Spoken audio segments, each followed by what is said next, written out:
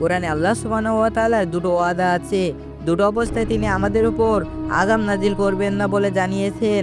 একটা হলো যতক্ষণ নবীজি সাল্লাল্লাহু আলাইহি সাল্লাম আমাদের মাঝে জীবিত আছেন। আর অন্যটা হচ্ছে যতক্ষণ আমরা আল্লাহর কাছে ইস্তেগফার তত ক্ষমা প্রার্থনা করতে থাকবো।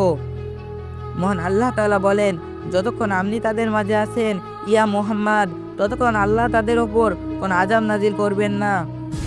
এবং যতক্ষণ তার ইস্তেগফার করতে থাকবে ততক্ষণ আল্লাহ তাদের ওপর আযাব নাজিল করবেন না।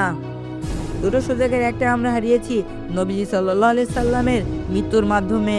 যেহেতু তিনি আমাদের মাঝে নেই, সুতরাং প্রথম সত্যটা আমরা হারিয়ে ফেলেছি। কিন্তু দ্বিতীয় সুযোগটা আমাদের মৃত্যুর আগ মুহূর্ত পর্যন্ত খোলা। মহান আল্লাহ তাআলা বলেছেন যে আমরা যদি তার কাছে অবারিত ইস্তেগফার তথা ক্ষমা প্রার্থনার মাধ্যমে থাকি, তাহলে আমাদের জীবনে আল্লাহ সুবহানাহু ওয়া তাআলার কোনো আযাব নেমে আসবে না। আল্লাহর আযাব বড় কঠিন জিনিস। আল্লাহর ক্রোধে আপনার জীবন লণ্ডভণ্ড হয়ে যেতে পারে মুহূর্তেই। যে পাপের দরিয়ায় আপনি হাবুডুবু খাচ্ছেন, তার বিনিময়ে আল্লাহ যদি আপনাকে শাস্তি দিতে চান, তাহলে চোখের পলকে আপনার জীবনকে বিধ্বস্ত করে দিতে পারেন। আপনার জীবনে থাকা সুখ ছিনিয়ে নিতে পারেন, আপনার সম্পদ কেড়ে নিতে পারেন, ধূলিসাৎ করে দিতে পারেন আপনার মান মর্যাদা। আপনার জীবনটাকে বিষিয়ে তুলতে আল্লাহর একটু অসন্তুষ্টি যথেষ্ট।